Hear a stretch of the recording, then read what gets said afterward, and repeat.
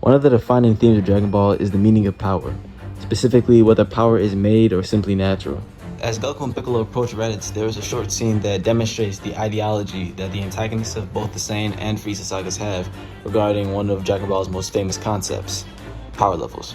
An entire subset of the Dragon Ball community has sprung up around calculating the power levels of characters. And while that is fun, I think the narrative aspect of power levels is vastly underappreciated. They serve as a distinction between the Z fighters and the antagonists, highlighting their different philosophies. In the past, the villains have underestimated Goku and the gang for various reasons: their size, their age, their school, or even their species. But none of them are as simple yet dismissive as power levels. It's an easy concept. If your number is higher, you win. If it's lower, you lose. And although the phrase power levels are bullshit is popular among the fandom, technically they're not. Every Scouter reading has factually showed the current power level output of the target. And you might think that makes every fight with power levels boringly predictable. However, it's the ideology that Saiyans and Space Warriors attach to power levels that makes them wrong, and also makes fights more complicated than they seem. They believe that they are born with their power levels. Their battle power may be shaped by some experiences, but they don't train because they believe that their amount of strength was decided at birth. Scouter readings don't factor in your strategy or your ability to improve.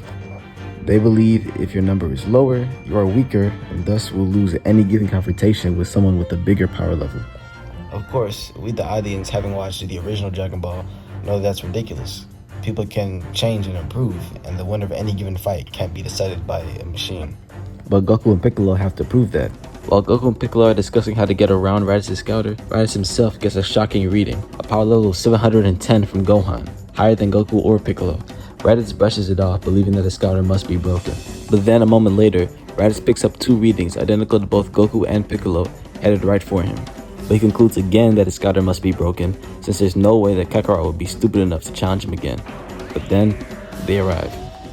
Their arrival and the removal of their weighted clothing, revealing a greater power level, shows their opposition to this fatalistic philosophy the Saiyans have. However, their skirmish with Raditz ends up with him on top, and that, as well as the reveal that there are two even stronger Saiyans, shows that Goku and Piccolo haven't been proven correct yet.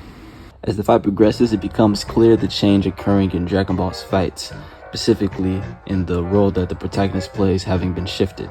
In the original Dragon Ball, Goku was a martial arts prodigy with mysterious strength. Assuming that it was a fair matchup and Goku was well fed, it was a cinch that he would win. Even in unfair matchups against people who were much stronger or had much more experience, like Tao Pai Pai or King Piccolo, he would still be saved from certain death by chance. It was because of Goku's incredible power that often the tension of fights rested on the enemies trying to find out a way to get around the power gap to beat him. In the latter half of the original Dragon Ball, more enemies were introduced that could equal or even surpass Goku in terms of power, like Grandpa Gohan, Tien, and the Piccolos. And even then, these enemies would often only win by exploiting one of Goku's blind spots. And in those cases, the narrative takeaway would be that Goku needs to train more to take care of his blind spots, which he would promptly do, and then catch up with his foes pretty quickly. Goku vs Piccolo was a fight that had high stakes, no second chances, and was between two equal opponents. Although Goku was heavily battered, he had no outside help, and he still gave Piccolo some significant battle scars. Essentially, he took away all his weaknesses to become the best fighter he can be, and the best fighter in the world. But the fight with Raditz shows just how insignificant that achievement is compared to the strength of the Space Warriors. In contrast with the fights from earlier in the series, Goku is on the back foot, and Raditz is the one who's immensely stronger. The question is not how could Raditz beat Goku, but how could Goku possibly beat Raditz? It's fitting that a member of Goku's own species and family is the one to finally put him in this position.